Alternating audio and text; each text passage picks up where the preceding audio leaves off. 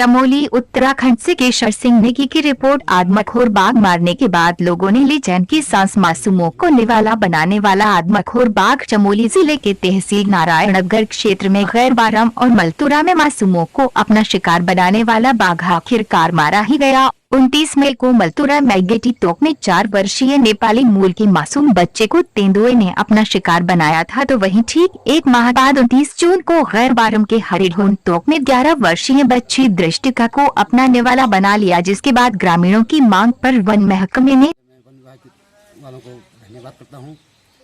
और हमारे ग्राम सभा में जो भय हुई थी, भय से गांव वाले थोड़ा मुक्त हुए और सबने सारे क्षेत्रीय जनता उनसे अपील की और हम उनका धन्यवाद करते हैं कि वो लोग यहाँ पे आए और हमारा युवाओं का भी उनके साथ सहयोग रहा। उन्होंने अपनी कामयाबी पूरी की। धन्यवाद करता हूँ।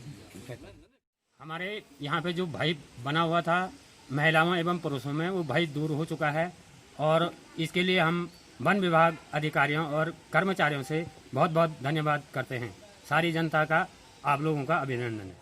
सबसे पहले तो जो ये गुलदार था, जो छोटे बच्चों को लगातार निवाला बना रहा था, जनता में इनका सबसे बड़ा भय एक पैदा हुआ था। लोग घरों से बाहर नहीं निकल पा रहे थे। आज जो वन विभाग की टीम के द्वारा और जो हमारे जो शूटर बुलाए गए यहाँ पे, उनके द्वारा क्या आज पूरा क्षेत्र एक भय मुक्त हो गया है। अब लोग अपने दिनचर्या आराम से गुजारा कर सकते हैं, अपने चारा पत्ती के लिए बाहर जा सकते हैं, नहीं तो एक भय प्रकार का बना हुआ था। और अब इन्होंने जो गुलदार का शिकार किया, उससे एकदम वन विभाग का एवं वन विभाग के द्वारा जो शूटर थे उनका बहुत बहुत धन्यवाद करते हैं, जिन्होंने इस पूरे क्षेत्र को एक गुलदार से भयमुक्त बनाया। क्योंकि इसने पहली घटना भी 29 तारीख को की थी, मई में और मेरे ख्याल जून में, और दूसरी घटना भी इसने 29 तारीख को करी। और देखिए आजकल क्या है कि इलाकों में गुलदारों की संख्या इतनी बढ़ी हुई कि हमारा पहला लक्ष्य जो होता है, जो काम होता है, सबसे पहले उसे आइडेंटिफाई करना पड़ता है।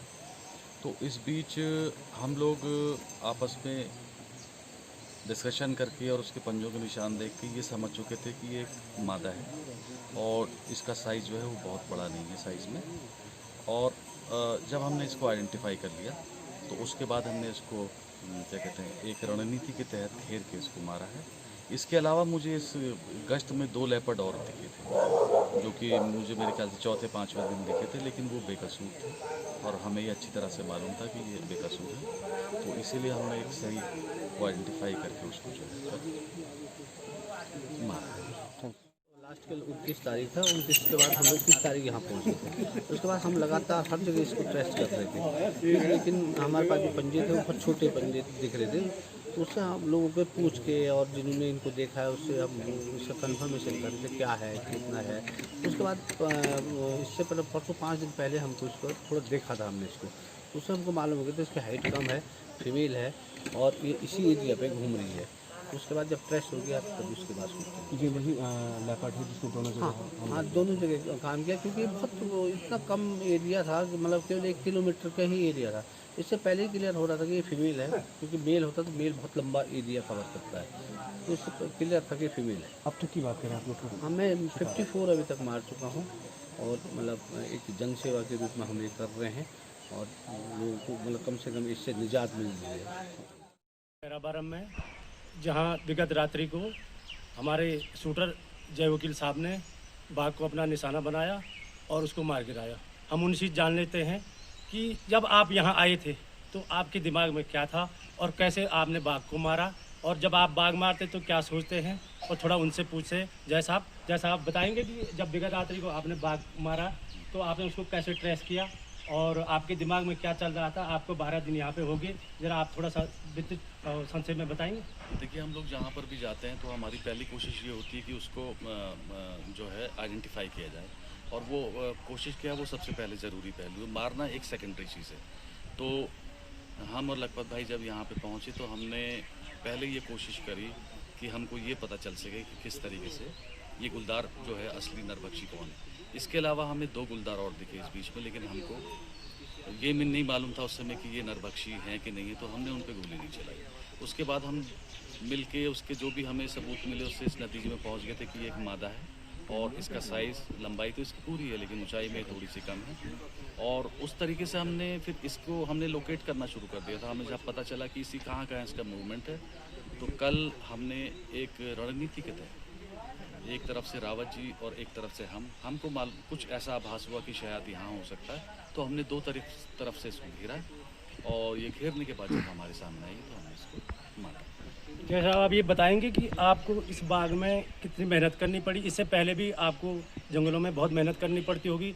कई ऐसे किस्म के बाग मिलते होंगे कि जो थोड़ा सा एक घटना बता दीजिए कि जो बाग मिलने में आपको मुश्किल होगी, पिछले कुछ ऐसा जानकारी आपके पास होगी, आपने सबसे ज़्यादा मेहनत उस बाग में की।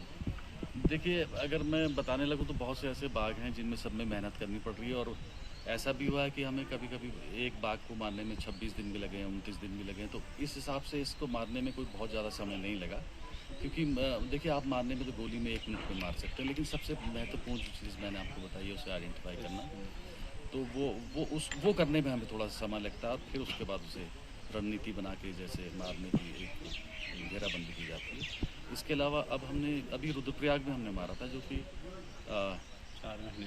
4 महीने उसको लग गए थे, क्योंकि वो बहुत दूर दूर के लिए कर रहा था, तो उसने हम लोगों को काफ़ी परेशान किया। उसमें भी हम लखपत भाई थे और एक अलग अलग हम दूरी पे रह रहे थे, क्योंकि उसका बहुत लंबा क्षेत्र था, हम आपस में 6 किलोमीटर की दूरी में थे। तो इस तरीके से कई किस्म के बातें, हर किस्म के बातें, हर एक ही बाग जो है वो एक नया चैलेंज, और हम हर एक बाग से नया कुछ सीखते हैं और हम सीखते ही जाते हैं। हम ये नहीं कहेंगे कि हम सब कुछ सीख चुके हैं, और जो एक नया नरभक्षी